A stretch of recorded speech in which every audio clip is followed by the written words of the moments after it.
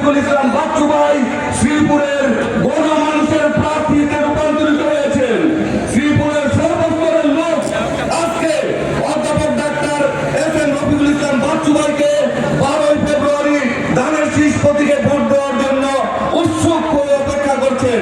প্রিয় ভাইয়েরা, প্রিয় নেতৃবৃন্দ, আপনারা ইতিমধ্যে লক্ষ্য করেছেন তারই ধারাবাহিকতায় আমাদের ডাক্তার এস.এম. রফিকুল ইসলাম বাচ্চু ভাইকে আপনারা 12 তারিখ ধানের শীষ প্রতীকে জয়যুক্ত করবেন। এখানেই শেষ করছি।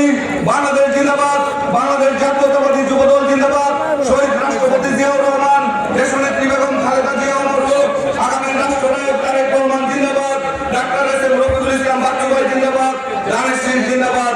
সকলকে ধন্যবাদ। আসসালামু আলাইকুম।